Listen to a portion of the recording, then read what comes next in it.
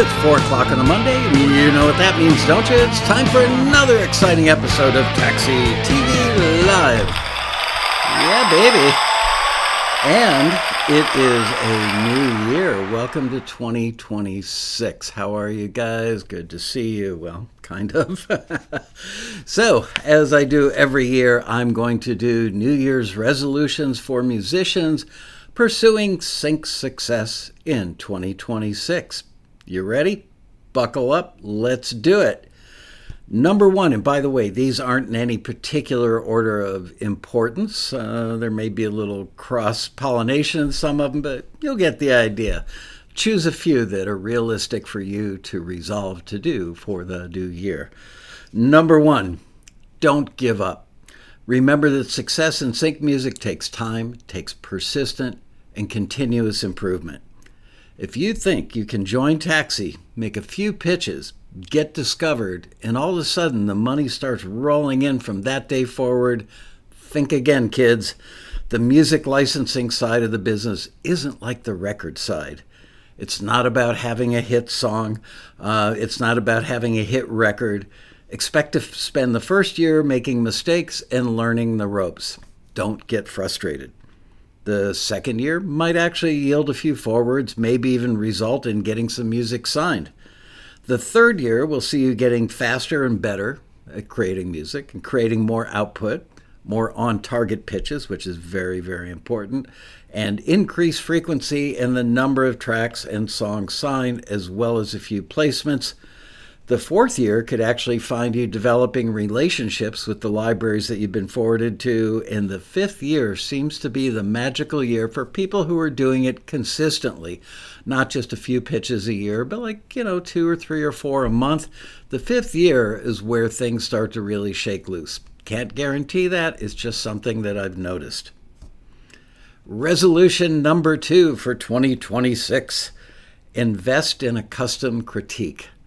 I am terrible at remembering to tell you guys about those, but Taxi does offer custom critiques, which are much more elaborate, much more in-depth than the critiques that you get back with regular submissions.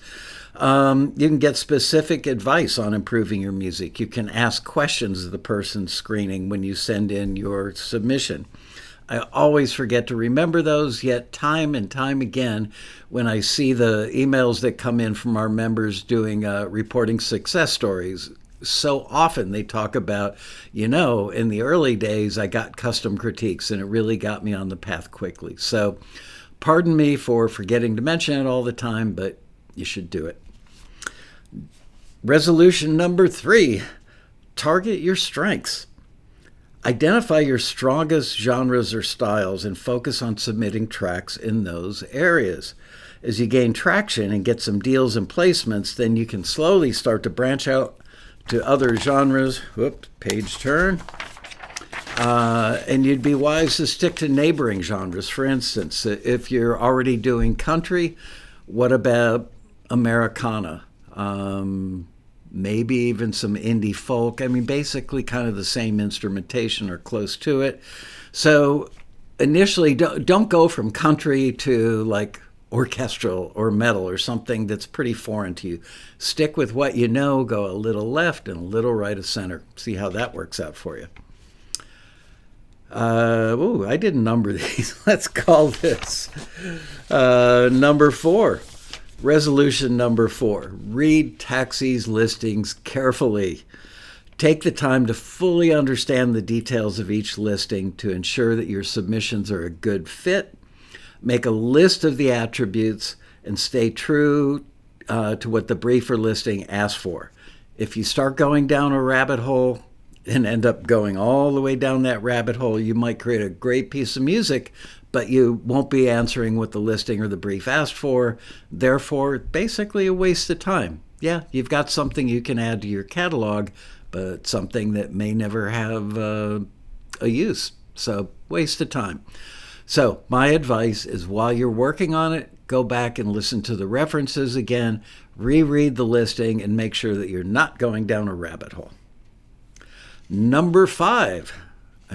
Resolution number 5. Use the references wisely. Analyze all reference tracks provided in the listings to match things like the style, the mood, the production style, instrumentation, and the tempo. What do the refs have in common? That's the secret sauce as far as I'm concerned. Look for commonality. Do they have similar tempo and vibe and instrumentation? Remember, you're not trying to copy the references. Instead, look for the commonality and triangulate those things to create a track or a song that could fit on a playlist with the refs. And when you think you're done, play your song on a playlist with the refs and ask yourself this question: does this fit on the playlist? If I were at a party and these 3 songs or tracks played, would mine work well as a 4th? Resolution number 6, write to the briefs only. Don't send in music you did 2 months ago or a year ago or 5 years ago, unless, of course, it's for a vintage listing. But focus on creating music specifically tailored to the listing's requirements rather than submitting pre-existing tracks. Submitting existing old songs or tracks will most likely not yield success because there won't be enough of the particulars in that song to match what was requested in the brief. Square peg, round hole equals disappointment.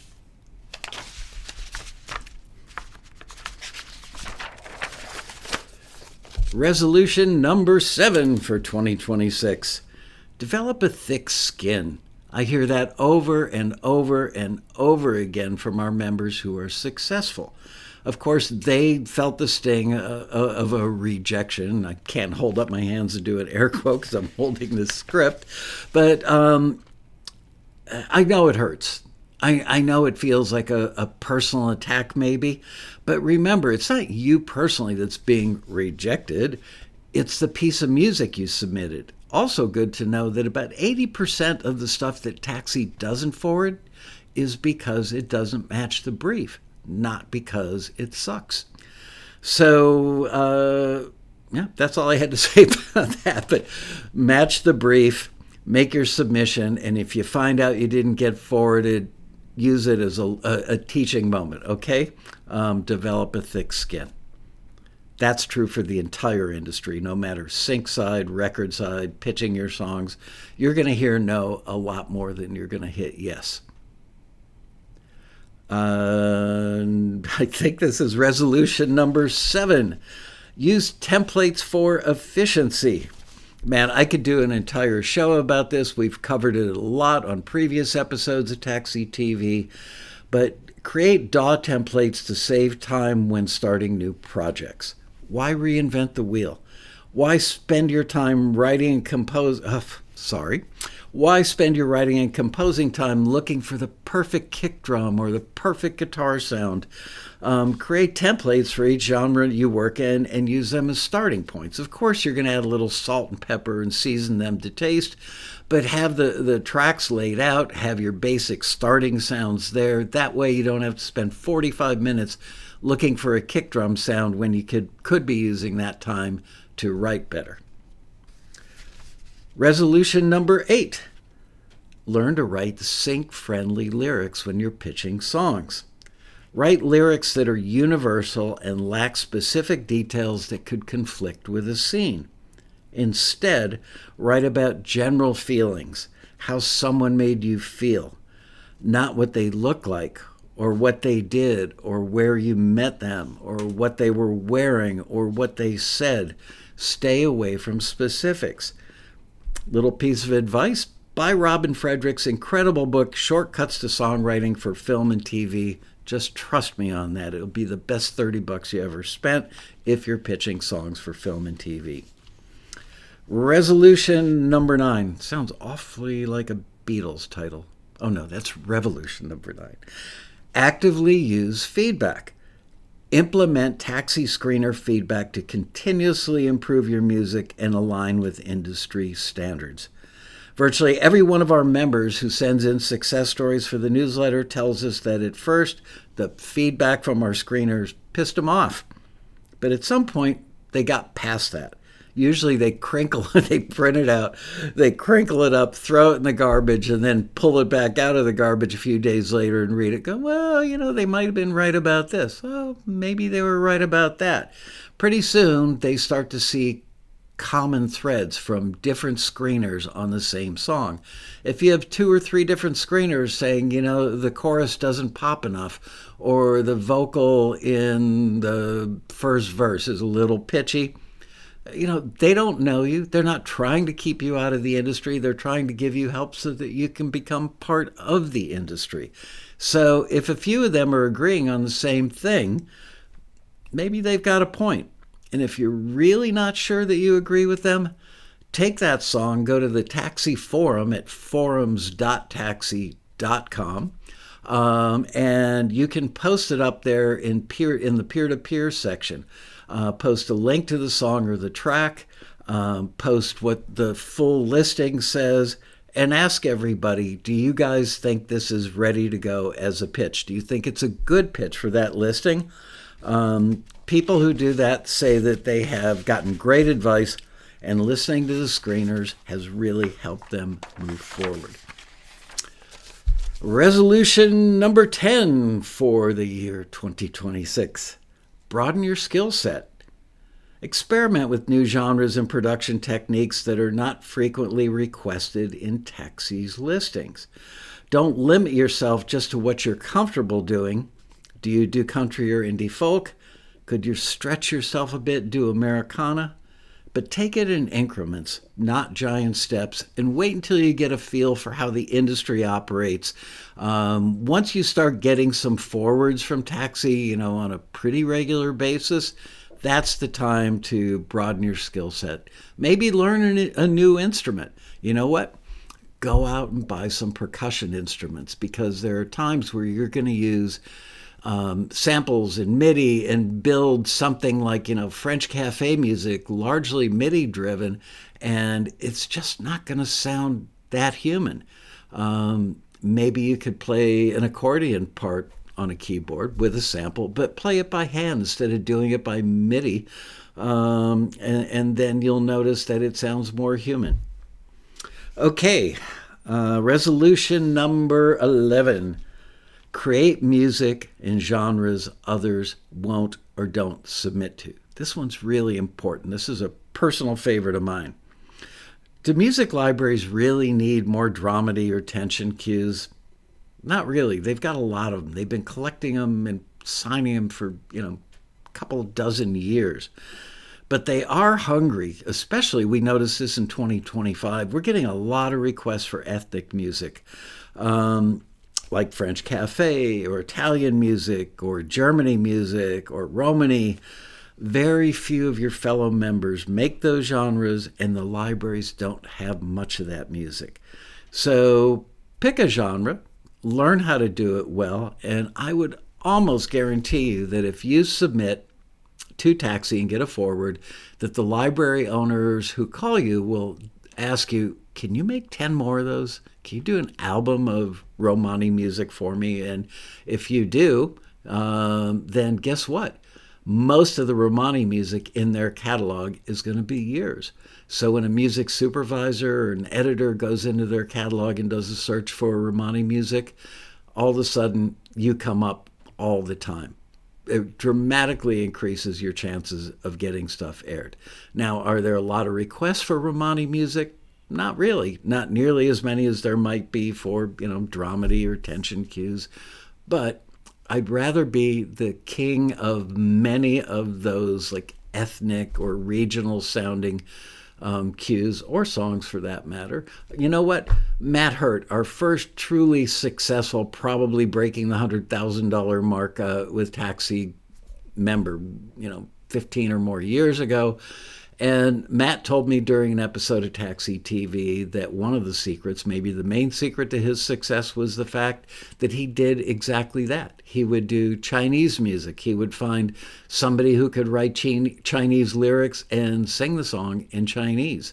So he zigged when everybody else was zagging, and I think that's a good strategy for you. Resolution number 12. I think we're on 12. Oh, who cares about the numbers? They're irrelevant. Organize your catalog. I wouldn't be good at this, to be honest with you. I'm generally a pretty organized person, but when it comes to like putting things in spreadsheets, I'm really good. Don't laugh. I still use this, a daily calendar. That wasn't a calendar page, but you get the idea. I still use one of those. So I'm organized in what I have to do and prioritizing what I have to do. But I'm not really good with organizing other stuff. But your catalog is really important. So you should keep a detailed database of your tracks, your metadata, which listings you've submitted things to. I strongly recommend using Composer Catalog and TrackStage, both of whom are sponsors at the Road Rally. But you know what? I'm not plugging them because they're sponsors. We let them be sponsors because their products are really good and something that virtually every single taxi member should have. That way you can track your pitches, your signings, and your placements. You would be surprised how many people submit music that they already signed to a library 4 years ago and they forgot. They didn't mark it in their catalog track sheet, where they keep track of stuff, if they even do keep track of it. And they pitched it again. I actually got a call from a good friend of mine who owns a music library late one Sunday night. He goes, "You're not going to believe this. This guy pitched a piece of music to a taxi listing. You guys forwarded it to me because it was good. I listened to it, went, hey, that sounds familiar. Well, it turns out that same taxi member had pitched that piece of music years ago. It got forwarded and the library signed it, and the member was still out there pitching it. I don't want to think that the member was evil and doing that by intent. I think it was an honest mistake, but a really dopey one, because it tells library owners that you're not that organized when you make that kind of what could have been a fatal mistake. So organize your catalog. Resolution number 13. Change your focus to fit the sync industry's needs. You gotta lose all I need to do is write a great song, somebody will hear it and want to use it paradigm. That's a hangover from the days of when everybody was pitching to record companies, But licensing your music for film and TV is all about creating music that fills a need by supporting or amplifying a mood or an emotion and helping maybe set the time, like, is this 1964 or is it 1989 or is it 2026? Also, it could help set the place. French music, pretty good chance it's the scenes in France. If it is like Civil War, American Revolutionary War drum and fife music. If you hear that, your brain automatically goes to guys getting ready to go into battle in the Revolutionary War. So think about how your music affects the mood or the emotion or the time or the place or the action. When you know what? I'm going to get to that in another one. That's all I got on that one. Okay, resolution number 14. Develop a consistent work schedule. Boy, is this one important. If you're going to sit around and wait for the muse to strike you, you're probably not going to be successful in any aspect of the music industry. It's funny, years ago I interviewed Diane Warren, who's arguably one of the maybe top 5 songwriters in the industry, who's not also an artist herself, just a pure songwriter. And she works 12, 15 hours a day, maybe more, pretty much 7 days a week. Somebody that worked at the taxi office probably 20 years ago got invited to a pool party at Diane Warren's house in the Hollywood Hills years ago.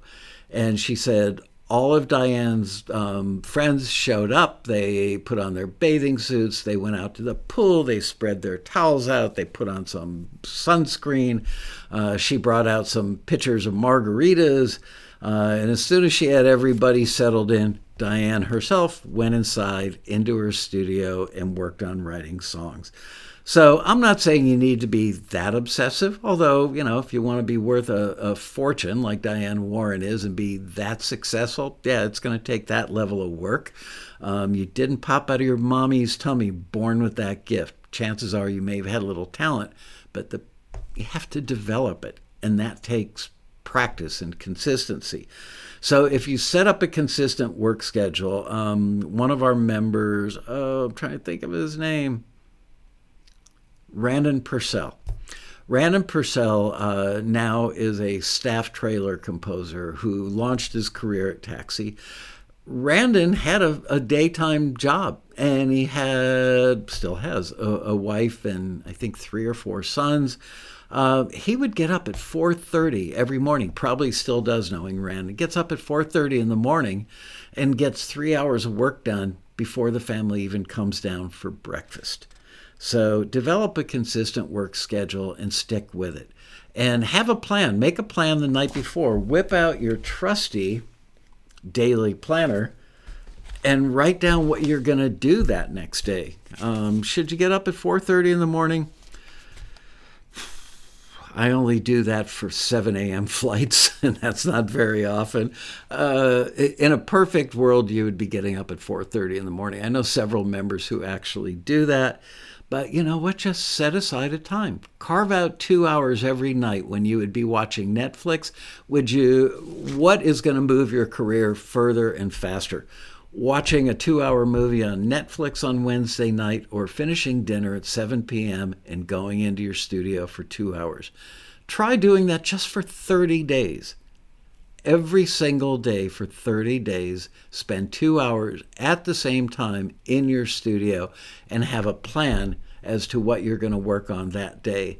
And maybe carve out some time on the weekends. I know that's tough when you've got kids and you've got little league games and soccer games and taking the kids to Disneyland or whatever. But try and squeeze in some weekend time, because the more you work, the better you're going to get, the faster you're going to get. The faster you get and the better you get, the more viable music you will create, the better pitches you will make, the more libraries you will be signed to, and then you can get some placements because you're in multiple places with lots of music. I believe this is resolution number 14. Man, I wish I'd numbered these. Improve your recording, mixing, and production techniques. There was a time, even through many of the Taxi years, where we'd say, the recording and the production aren't important. But once film and TV became such a big part of what we do here, it is important, because people working in film and TV and looking for music, they don't want to hear a demo and go, oh, that's really cool. That might work in the film. Can you give me a finished version of that? No, they want to hear stuff that's ready to go and is broadcast quality. Broadcast quality simply means it's broadcastable as it is, that it doesn't sound like a demo. And I know some of you are going to say, well, I hear some singer-songwriter stuff that sounds like a demo. Usually by intent. It's a style. It's an indie style to make it really lo-fi and kind of raggedy ass and sounding like a demo. But most of the time, for most other genres, virtually all of them, they want music that sounds ready to go. When they hear it and they like it and they want to put it in their show or their film or their video game or whatever, they just want to sign the license and move on. By the way, YouTube. There are tons of great tutorials on YouTube. So you know what? If you've got a Mac computer, start out with GarageBand, which, by the way, the latest version of GarageBand, which was updated in 2025, I swear that version of GarageBand is about 90% as good as Logic was 5 years ago. You can do so much with it. Or you can get Logic for $200. It's a world-class DAW. Probably 30% of all people making music use Logic, and they love it. It's not incredibly hard to use, although I'm not a power user so far. I just can't find the time to spend learning it, but I do mix on it sometimes just for my own edification, for having fun. It's very intuitive, very easy to use. I used to work in studios like the one sitting behind me on a daily basis for couple of decades, and I've got to tell you, and those rooms usually cost between $1 million and $2 million between the gear and construction, everything. I am so impressed with how much incredible stuff there is in Logic, how easy the workflows are, how really good the plugins are. Honestly, you almost don't need to download any third-party plugins if you're using Logic, and I'm sure the same is true for Pro Tools as well and several of the other DAWs. The things that come standard with them sound really good. The EQs, the compressors, and the reverbs in particular in Logic, and basically they're emulations of famous reverbs and famous compressors and EQs. They sound great. I'm absolutely certain this is coming from a multi-platinum engineer, retired, but multi-platinum nonetheless. I could absolutely make a record with nothing more than my laptop, Logic, and the plugins that come standard with it. Resolution number 15. Stay updated on trends. This is so important. There's actually a word for it, and I can't remember it, but basically, we all tend to like music that we grew up with in our formative years. In some of our cases, our deformative years. But, the music that you fell in love with when you were between the ages of like 13 and 30, most importantly, the high school and college years, that's what's embedded in your musical soul.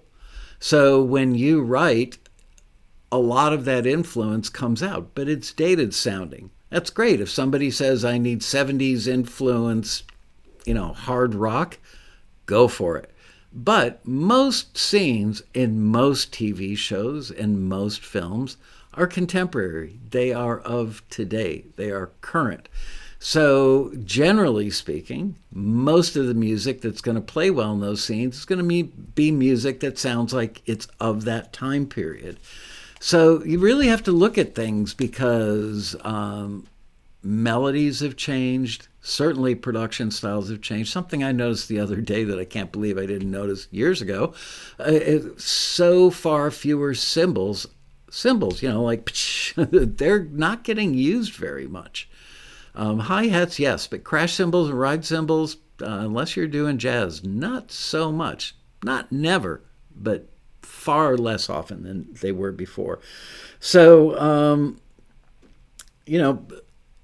listen to current stuff. Go to Spotify. Listen to current playlists. Go to YouTube. Listen to current playlists. Most importantly is, and your mother would be really upset with me for telling you this, but watch a lot of TV and movies. But do it with a notepad. And I'm not talking about blabbing something into your phone. I'm looking to see if I have an actual notepad nearby. I do. Look at that.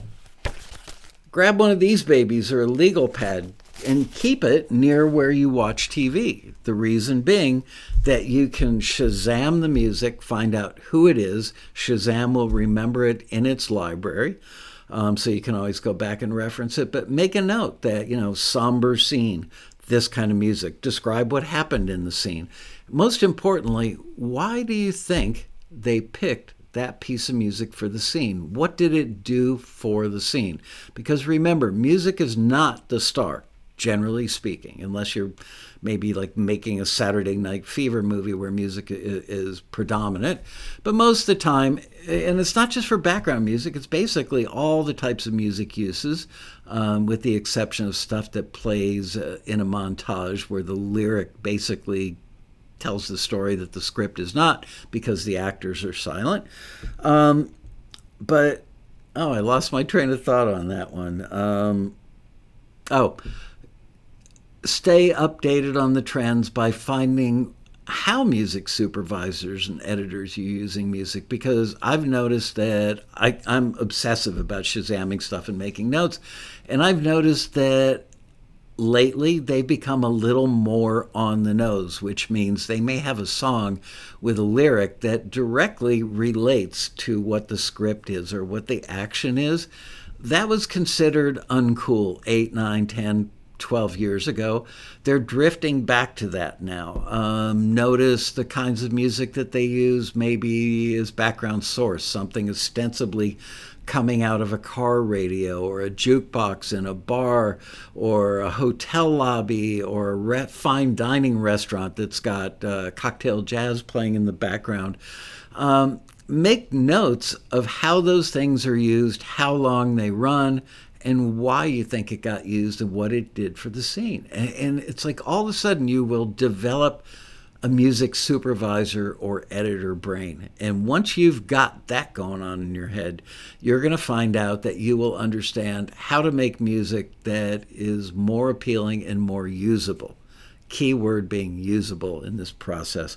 So stay updated on trends. Don't just think that listening to a Spotify playlist, every few months is going to do that for you. And top 40 radio in your car, if you've got a commute and you listen to radio in the car, that's great. But it's not representative of the wider current trends. There's a lot of really cool stuff on Spotify that you would never hear on top 40 radio. All right, I believe we're up to number 15. The next resolution for 2026 is set submission goals. Like I said earlier, don't wait for the muse to show up. Oh, I should submit a thing. No, set submission goals. The music licensing industry is absolutely a numbers game. The more music you make, the more that gets forwarded, the more that gets signed, the more that is available to pitch. And you want to be in multiple libraries, okay? So that's not going to happen if you make 3 pitches in a year. It honestly, it kind of pisses me off when people say, oh, yeah, I was a Taxi member for a year and I didn't get anything out of it. And then I go look them up in our database and look at their submission history. They submitted 3 things in a year. Do you honestly think that's the way to launch a career in the music industry? Nope. Next one, resolution number 16. I'm going to write some numbers on here. Celebrate small and big wins. Acknowledge every forward. Acknowledge every placement.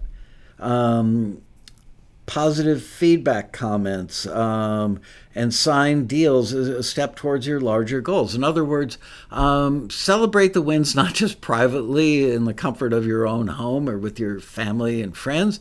Put it up on the Taxi forum at forums.taxi.com. Put it up in the forward section. Put it up in the success stories section. Here's a little tidbit of information. A lot of Taxi members, unless they're regular watchers of Taxi TV, which you should be, don't know that there are several music library owners that semi-regularly go onto our forum, and they have become part of that community. Some of them, I know for a fact, do it in stealth mode, but they're looking to see people that are signing deals and getting placements. And what do? They Google them, they get their email address, they reach out to them and say, hey, I saw on the Taxi forum that you just did a whole album of new disco and got it signed. I need one of those. Could you do one of those for me? So the more present you are, the more observable you are, the chances you're going to develop a bit of a following, not just among your peers, but library owners as well. So that's it. Celebrate small and big wins. Small win is I got a forward. A big win is I signed a deal. A huge win is that deal I signed 6 months ago resulted in a placement on a broadcast network TV show during prime time, and I got a check for $5,000, and you're going to make a lot of back end on that one. So put that out there. But you know what? My personal advice, it's just me, don't mention the name of the library. And here's why not. Not that I want to stop the library from getting credit for the placement, but by putting the library's name out there, which people like to do because it's nice. It gives a high five to the library. But if 1,000 people see that post, you've got 1,000 potential competitors that are going to see that it's XYZ library and that genre of music, and a certain percentage of them make that kind of music, and they're going to reach out to that library as well, and maybe their stuff ends up in that same catalog with yours. So now, all of a sudden, by you mentioning that library's name 8 months ago in a social media post or a post on the Taxi forum, ultimately you may be creating competition for yourself. So sorry, libraries. I know you guys work hard, do great work, and I'd like to see you get more love publicly, but I'd rather see our members just enjoy the moment, celebrate the win, and maybe keep the name of the library to themselves. Number 17, polish your personal and professional branding. Kind of goes hand in hand with what I just said about publicly celebrating your wins. Polishing your personal and professional branding means that you are present when people want to find you. Let's say here's a great example that ties into the last resolution. So you've posted something on the Taxi forum and maybe on social media. I got a song in XYZ TV show. If you had a website, you could have a whole page dedicated to your placements. So when somebody hears about you on social media or the Taxi forum and they Google you, which they will, you want a central place where they can go to learn all about you. First of all, most importantly, your contact information. They can get a sense for how much music you create. They get a sense for how long you've been doing it. They get a sense for the types of music you make, the placements that you've had. It's all credibility building, and it's so much better than having to go to SoundCloud for this one and another site for that one. Oh, man.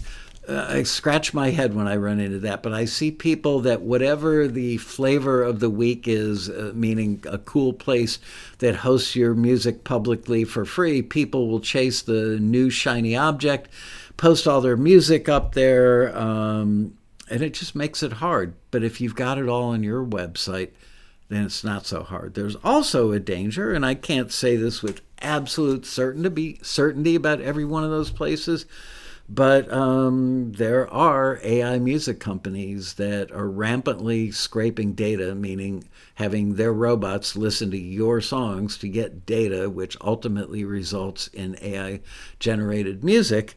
We have found out that there are, and I don't mean we Taxi, I mean we, us, all inclusive, of late have been finding out that they've been scraping data from just all over the place. And they did it initially with impunity, got hit with a lawsuit, and then settled with the major labels. So if your music is not out there, I'm not going to mention any sites, but in a lot of places you dramatically reduce the number of places where they could be scraping your music. Are they going to go find, or is their bot going to find your personal website with your music on it and scrape it there? Probably a much smaller, infinitesimally smaller chance of that happening than scraping it from one of the big guys. Resolution number 18 for musicians pursuing sync in 2026. Expand your networking efforts. Engage with other Taxi members, other composers, or industry professionals to build those connections and relationships. It is a relationship-driven industry. We all say it, but you need to do something about that. Acknowledging it is one thing, acting on it is another. Taxi's forum and our annual conference, the Road Rally, are incredibly good places to meet other Taxi members who you could collaborate with. Those other members could introduce you to library owners that they work with. You could collaborate. You could be brand new to Taxi. This has happened at the Road Rally. Somebody who's a very recent member, somebody who just joined a month or two before the rally and decided, I'm going to get on a plane and go to the Taxi Road Rally. They meet somebody in the registration line. They hit it off. They bond over the course of the weekend. The new person meets somebody that's been a member for 8 years and has stuff in 9 different libraries. Hey, man, I could use what you do on this track or song that I'm working on. They collaborate. It goes well. And now a piece of music that you worked on is in a library that you may not have met for a year or 2 or 3 or ever, because you networked and collaborated. Same thing is true about going to the road rally. Oh my gosh, I can't tell you how many people who go to the road rally have ended up in libraries because a library owner was their one-to-one mentor at the road rally. And when that library owner heard their music, the member, of course, wanted commentary. Do you like it? Is it good? Is there anything I need to change or fix? And the library owner's like, dude, I love this. Can you do a full album of that? So there you are. Somebody who's been a member for a month came to the road rally right off the bat. And because they went to one-to-one mentor session, which is free, by the way, at the road rally. Other conventions have always charged like $35 to $50 for a 15-minute consult like that. At the road rally, it's always been free. But that's how you get yourself out there. Go to the road rally, aside from the registration line, which is kind of famous for being a great way to network. Go to the lobby bar at night. Start by networking on Taxi's forum at forumswithans.taxi.com. Meet people, become friends with them, maybe initiate some collabs, maybe they'll ask you to collaborate. That way, when you go to the road rally, you already know people. You just haven't met them face to face. And now you have the opportunity. And you guys hit it off. And they are inevitably going to introduce you to other successful members. They're going to introduce you to library owners, and your world is going to change overnight because you got off your couch, got on a plane, flew to Los Angeles, went to the Taxi Road Rally, which is world famous for networking, by the way, and stuff happens. But you know what? You could go, maybe I'll go next year. So you just blew a year, 12 months of not enjoying the benefits that you've gained by networking at the road rally because you're just a little lazy, or, I don't really have $350 for a plane flight right now, or gosh, I don't know if I could walk into a building with a couple thousand musicians in it, I'll feel like such a wallflower, or I don't know, I hear great things about the road rally, but I'm going to wait till I hear more great things. It's every year we get kudos from people who came to the road rally for the first time, and the most common thing they say is, I am kicking myself in the butt for not coming all the other years that I've been a member. So network, network, network. Resolution number 19. Focus on quality over quantity. At least initially. Aim to submit fewer but highly crafted tracks that match the listing requirements. Over time, the quality is just easier to obtain. Practice makes perfect. And once you kind of get to the point where you're making quality, you'll get faster because you will have set up templates in your DAW. You know what your strengths are. You know what your weaknesses are. You will just get faster and better. And ultimately, having quality and quantity is the key to building a career. Resolution number 20 for musicians wanting to get into sync in 2026. Actually, musicians who are in sync already, too. Create alt mixes and stems. Libraries love it. Provide instrumental, stripped down, or alt mixes of your tracks for flexibility. It makes your music more valuable and more usable. Learn how to effectively create stems as well. Useful is my favorite word in the entire sync industry. It's not about, wow, that's a great song. Nope, it's about, that's a song I can use to enhance the emotion or the mood or the action or the time or the place in this scene. So there you go. Just learn how to watch YouTube videos on how to create stems. Resolution number 21. Invest time in your education about the industry itself. And do remember, we've had several people say this on stage at the Road Rally, when you're working in sync, you're really not in the music industry. You're in the film and TV industry. Music is like set design. It's like the makeup department. It's like the lighting people.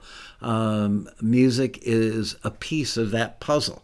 So learn about how the film industry wants to use music, or how they do use music. Learn how the TV industry uses music.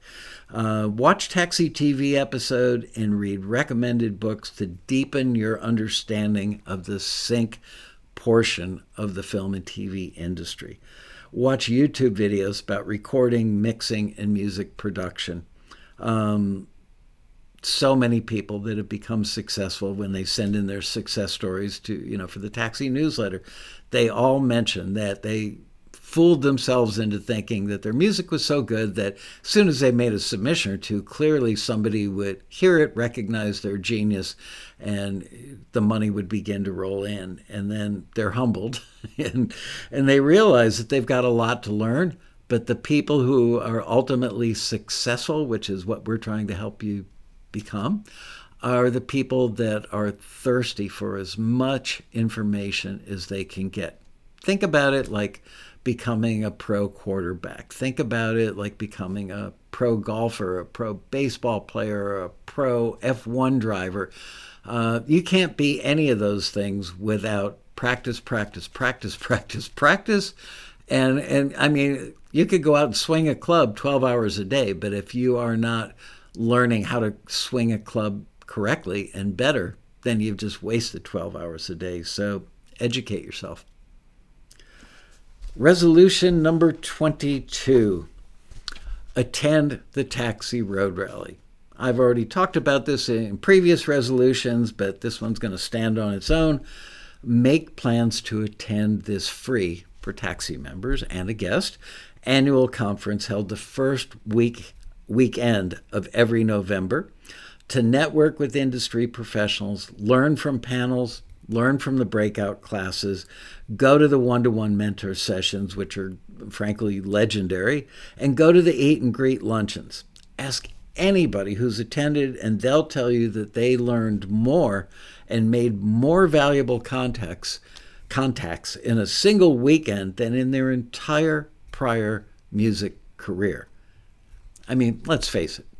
No matter where you live, even if you live in Los Angeles or Nashville or New York, one of the music hubs, how often do you get to meet a music supervisor or an editor or a music library owner? Especially if you're living, in Peoria, Illinois, or Ishpeming, Michigan, or Pensacola, Florida, or Death Valley. I mean, no matter where you live, these people do not come to where you live, right? Well, you've got a place where you can go where they go. And they're gracious about meeting you. They are incredibly generous with their time and their wisdom and their knowledge. Go to the Road Rally. Open up your 2026 calendar right now and take, I don't have mine handy, but let me see if my 2025 has January, or no, it won't go that far. Anyway, whatever the first weekend. Oh, I know. I can look on my computer. Hang on. Stick with me. Bear with me. I know. Really unprofessional. 2026. We are talking the weekend starting November 5th of 2026. So put that in your calendar now. And if it's a big chunk for you to buy a plane ticket, you know what? Start putting $20 away every week until you can buy a plane ticket. I mean, put $20 away a week. You'll have $1,000, give or take, at the end of the year. That's enough to cover a plane flight from most places. It's certainly within the U.S. And cover your hotel and your meals. And why wouldn't you, if you're somebody who has wanted to be in this industry your entire life and you have felt shut out, felt like the man is keeping you out and nobody recognizes how good you are and there aren't opportunities? Well, all that happens at the Road Rally. But if for whatever reason you don't come because it's a lot of money to buy the plane ticket, remember, the conference is free. We don't buy you plane flights. We've had people ask, can you pay for my plane flight and my hotel? The answer to that is a big fat no. But we do put on the best music conference anywhere in the world. And as a Taxi member, it's yours for the taking. So no more excuses. Get off your butt, turn off Netflix, go to the airport, get on the plane, come to the road rally, and find out that everything that I've been telling you, it's no hype. It's fact. Resolution number 23, develop your metadata skills.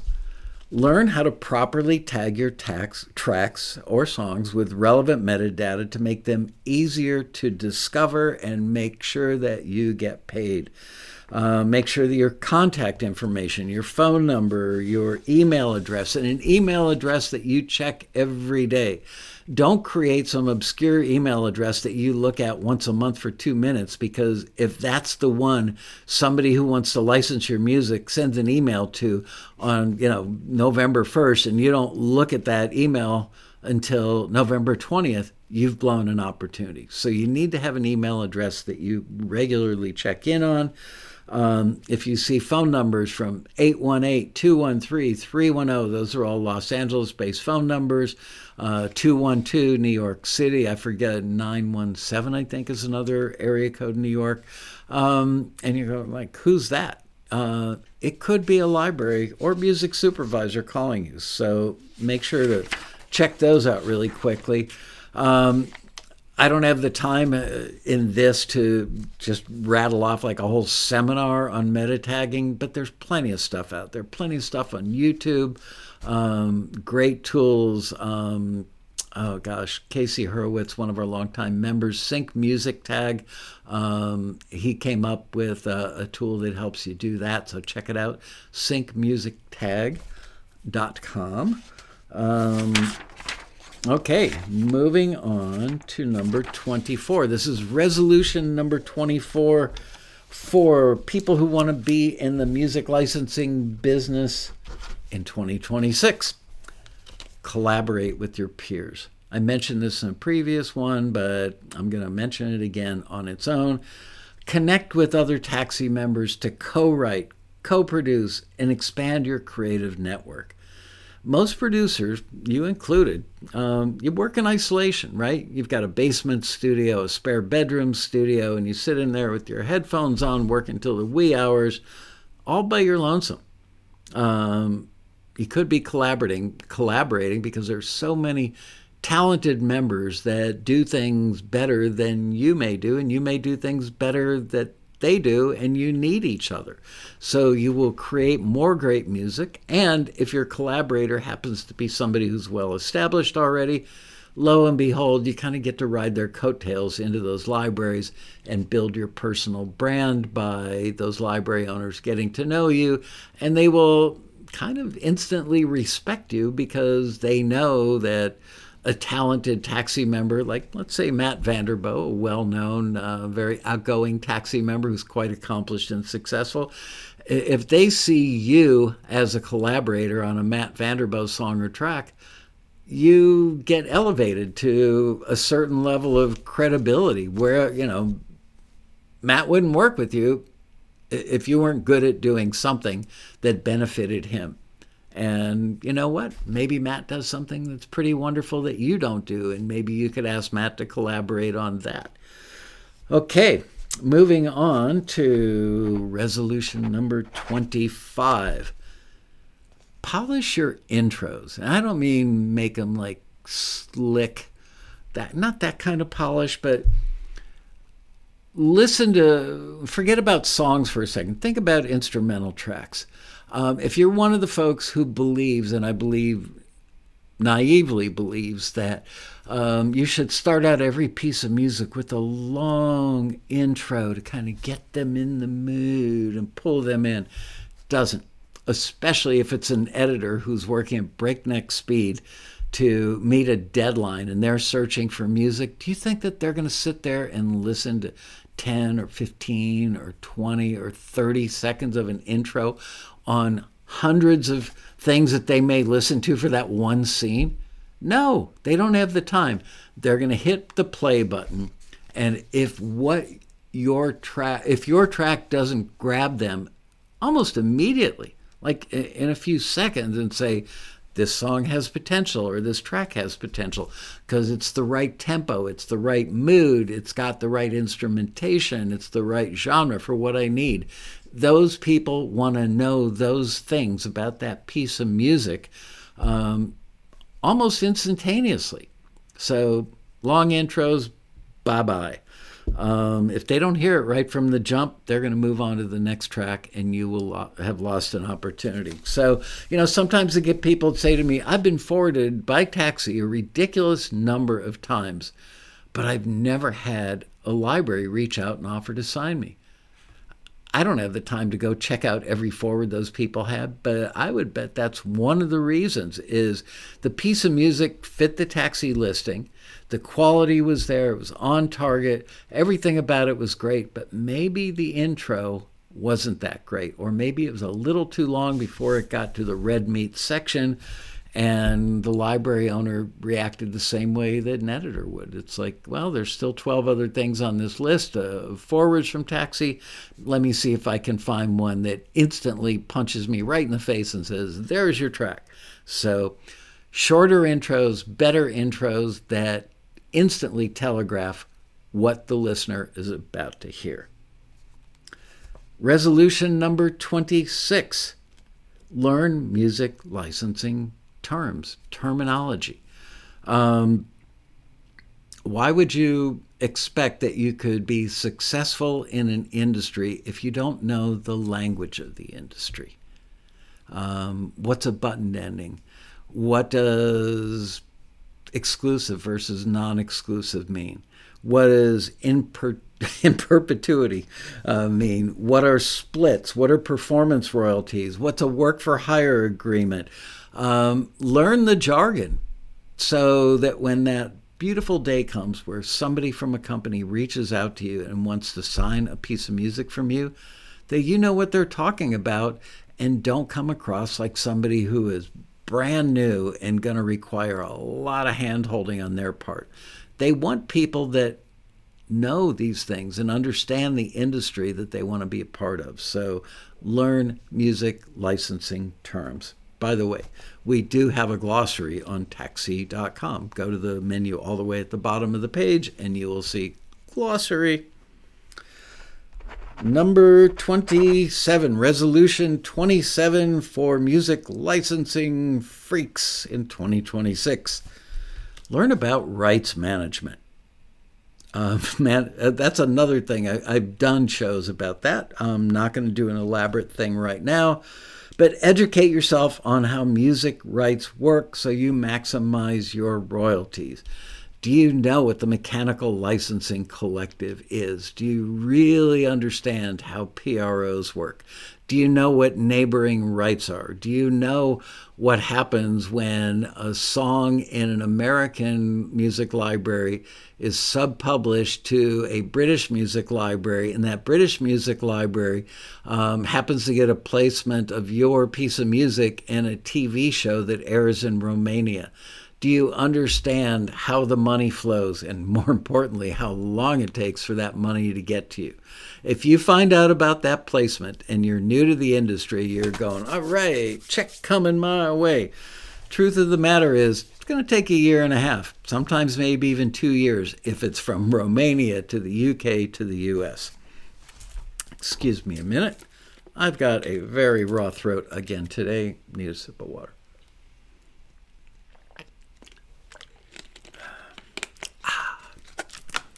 That was delicious. Okay.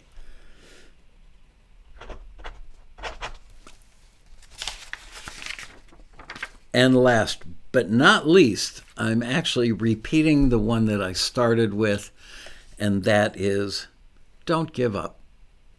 It breaks my heart. About half the people that sign up for Taxi never go for a second year. They don't know these things. They don't make these resolutions. They don't know much of anything. They just think, I've got great music. Somebody's going to hear it. I'm going to get recognized. I'm going to be adored by that company. They're going to sign me, and then they're going to take care of everything. All I have to do is just make great music. Not true. Everything I've said today is absolute truth, and if you are that new and maybe that naive, maybe that inexperienced, you're going to make a few submissions. They're not going to be good pitches. They're not going to be on target for the listing. There might be some things in your music that aren't great and could use improvement, but you think it's great. You don't know any better because you haven't gotten any objective feedback from people who are in the know. And you're going to feel rejected. You're going to be frustrated. You're going to end up hating Taxi. You're going to hate the Taxi screener that made the decision to not forward you. You're going to make 3 or 4 or 5 submissions in your first year, and then you're going to tell everybody you know, yeah, I tried Taxi. It didn't work for me. Matter of fact, it sucks, and the screeners are a bunch of evil interns, none of which, of course, is true. And they're done. When actually, if they took a moment to think about it, there are literally thousands and thousands of successful Taxi members all over the world. We can't even count how many success stories there are out there because a member could get a deal in 2012, one song forwarded by Taxi. The library says, can you make 10 more of those so I can do an album of those dramedy cues? Why, yes, I can. Wow, that's great. And then you deliver that and they really like it. And they say, what other genres are you strong in? Well, I can do trailer instrumentals. Great. Send me a couple of those. Oh, I love those. Can you do a full album of those? Yes, I can. Same process with another company 3 months down the road, and then another company 9 months down the road, and then another company a year and a quarter down the road. Before you know it, you've got several hundred tracks in a dozen places, let's say, and you are starting to get placements on the regular. Maybe not, like multiple placements every day, like Matt Vanderbo or Keith LeBrant, but you're getting regular placements, several a month, let's say. You're doing that, you're accomplishing that because you're doing everything that I talked about today, whereas other people, and we can't count those things because remember, that first forward was in 2012. At some point, that member didn't even renew their membership because they didn't need Taxi anymore because they are getting so many direct requests from the libraries that Taxi introduced them to that they don't need to pitch to Taxi's listings anymore. So they still come to the road rally. Some people will remain members just to come to the road rally and keep their network up.